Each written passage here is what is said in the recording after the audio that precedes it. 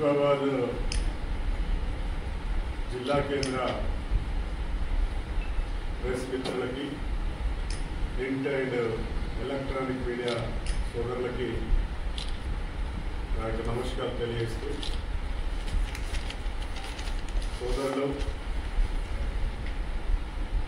Senior నాయకులు అరగిల్ల నాగేశ్వరరావు గారు, సోదరులు మల్లికార్జున గారు, సోదరులు విశాల్ గారు, ప్రసాద్ గారు, మిత్రులందరికీ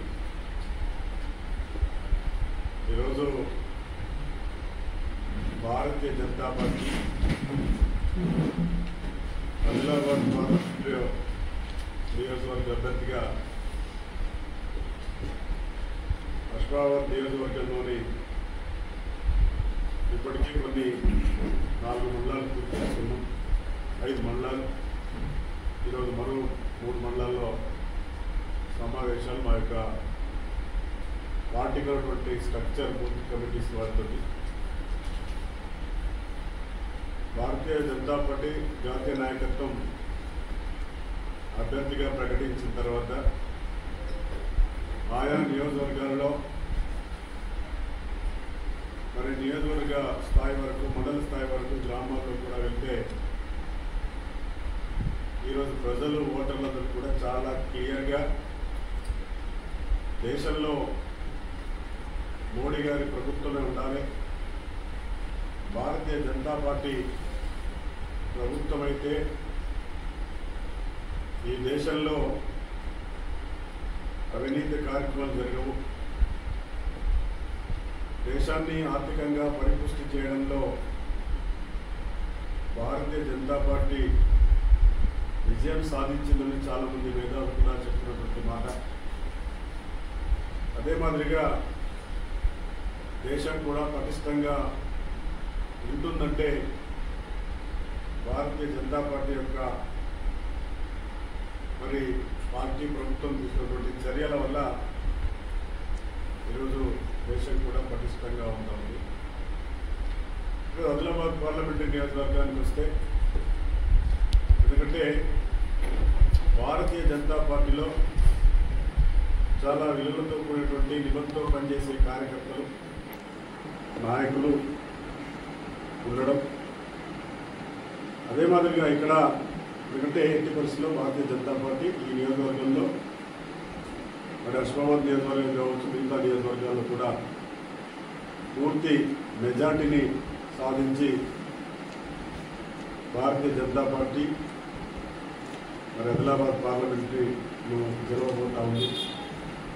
ప్రధానంగా ఆసిఫాబాద్ నియోజకవర్గానికి వస్తే సోదరులు అరగిల్ల నాగేశ్వరరావు గారు గత 40 సంవత్సరాల నుంచి వారు ప్రజా జీవితంలో ప్రజా సమస్యల పట్ల పూర్తిగా అవగాహన కలిగినటువంటి వ్యక్తిగా, ఈ నియోజకవర్గంలో అనేక గ్రామాల యొక్క అభివృద్ధి కార్యక్రమాల్లో భాగస్వామైనటువంటి వ్యక్తిగా, ప్రజలు అందరినీ కూడా వారి బాగోగుల కోసం ఎప్పుడు కూడా పరితపించే వ్యక్తిగా భారతీయ జనతా పార్టీ కేంద్ర నాయకత్వం, రాష్ట్ర నాయకత్వం గుర్తించి నాగేశ్వరరావు గారిని, సోదరులు మల్లికార్జున గారిని వారి బృందాన్ని భారతీయ జనతా పార్టీలో ఆహ్వానించడం జరిగింది.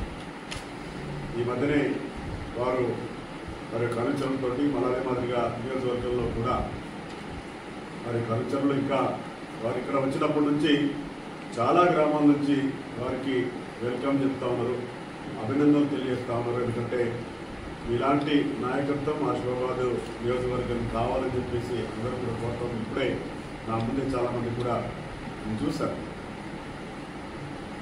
అలాంటి నాయకత్వం రావడం వల్ల మరి ఆసిఫాబాద్ నియోజకవర్గంలో భారతీయ జనతా పార్టీ యొక్క బలగం పెరిగింది. బలంతో బలగం పెరగడం వల్ల మాకు నియోజకవర్గంలో ఇంకా చాలామంది యూత్స్ ముందుకు వస్తున్నారు. ఎందుకంటే వాళ్ళు ఆల్రెడీగా భారతీయ జనతా పార్టీని, మోడీ గారి నాయకత్వాన్ని వారు కోరుకునే వ్యక్తులు. ఒక మంచి నాయకత్వం వచ్చిందంటే ఇంకా ఉత్సాహంతో వాళ్ళందరూ కూడా ఈరోజు వస్తూ ఉన్నారు.